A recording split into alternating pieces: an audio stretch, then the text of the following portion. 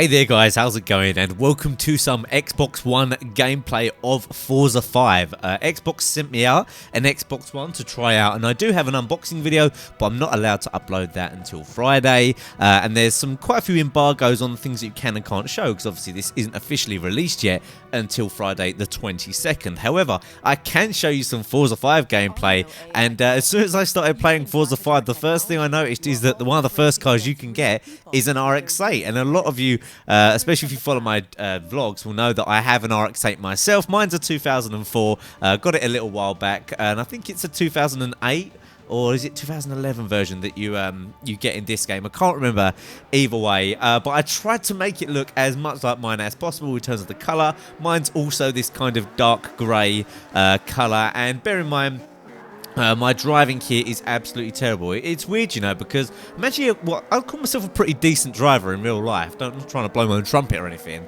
but I think I drive pretty well. I think the most difficult things with racing games, obviously they're all different. Some are more arcadey, some are more simulation, but it's, you know, when you're physically driving, you've got a real feel for the car, you know, the weight of it. You're throwing it around a corner, how strong is the pull on the back end, you know, you can feel the tyres start to go. You play a racing game and all you've got is that trigger, and that's it. You just hold that down and you want to go as fast as you can. Like, I was going around some of these corners thinking, well, you know, my car grips a bit better than this round corners when I put my foot down, but then when I think about it, I'm actually going around these corners 70, 80 miles an hour, and I don't think I've ever done that in my life in my car. Of course I haven't. The speed limit is 70 miles an hour.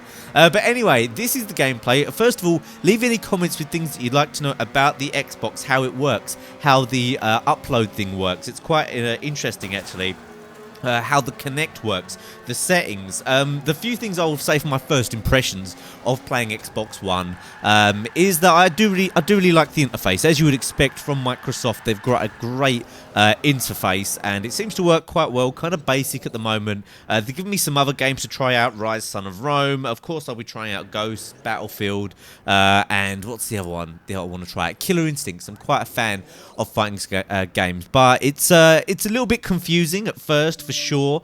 I'm not quite sure where all the settings are, and although the Kinect and the whole, you know, always connect on thing at first is a little bit of a, I don't know, was a bit worrying, you know, privacy concerns. You know, when you actually get the thing, you think, well, you know, I want to make the most of all the functionality, so put on the Kinect. I've been trying to talk to my Xbox for like the last 20 minutes, trying to just find out all these weird things that it can and can't do. I'm sure within the next few days, or even already, there's a huge list of actual commands that Kinect will listen to. But it's cool because what you can do is, it's just these little things that you don't really think of. You can snap other apps in while you're playing another game, and it's a nice thing. And I think for me, as well as obviously the better graphics and all that kind of business, that's where the kind of next generation thing is for this bunch of consoles for this generation. It's not so much, you know, huge increases, because you get diminishing returns a little bit now. I mean, graphics have got so good, but of course they'll be improved, frame rates, better physics and all that, but you know, things can only look so realistic.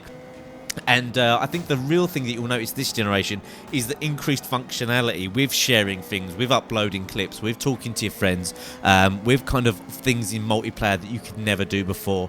Now, Forza 5 itself, a few little impressions just on the graphics from what I've seen. They are very nice graphics. It definitely is 60 frames. I mean, it seems silky smooth. Like, you can tell the Xbox is handling it absolutely fine. It looks great. You'd expect a racing game, you know, on the new system to look amazing. I do think that there is a lot of room to go. I think with 8 gigs of RAM and the kind of power that they have got in the graphics card, I think they will be able to wean a lot more out of this graphically. And it's definitely a launch title. I just can't wait to see where things go, because it looks great. I mean, as good as racing games can look. I mean, even some of the racing games on the old consoles look absolutely amazing when you're just flying around at 60 frames. But bear in mind, this gameplay will be locked to 30 frames.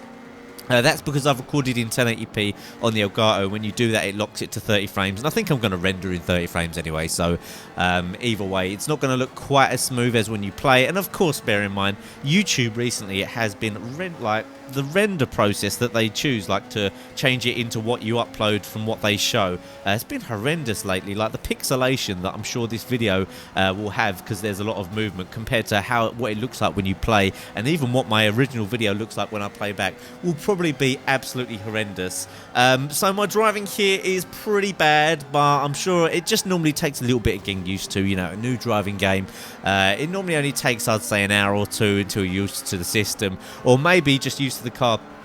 One really cool thing that I noticed about straight away in the customization options was all the different paint jobs that you could have on your car. Now, I haven't played much of the old Forzas. I've always been GTA 5, not GTA 5, Gran Turismo 5. I can't remember what other racing games I've really enjoyed recently. It was like Need for Speed games and all that kind of deal. But, you know, I think Forza is kind of known for having really customizable stuff. So I hope this has got a great online Forza 5, because I imagine it does. I was actually racing against Ali A in this. I don't know if you can see. But Ali A obviously wasn't playing against me in real time, but the characteristics of the player were taken on from how he'd play. He's been playing this game as well. I mean, how realistic that is, I don't know. I mean, I don't like, you know, if it didn't have, you know, Ali A written above the tag, would I really think, oh yeah, that's definitely the way Ali A drives?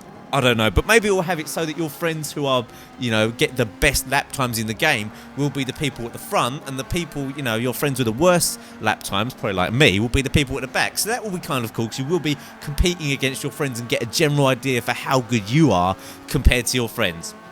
So yeah, I'm going to wrap this up here. Terrible finish, terrible first race for me, but I wanted to share it with you guys, because this is one of the only things that I can share right now. Let me know in the comment section what you want to know about the Xbox, apart from I can't do an unboxing video till Friday. Let me know what you want to know about the dashboard, how it works. I'm sure I'll do another dashboard video, you know, pretty soon. To let you know how some of the functionality things work, the things that I think you guys will really want to know. And don't forget to smash that like button as well, guys, and subscribe if you're not subscribed already. I'll see you next time.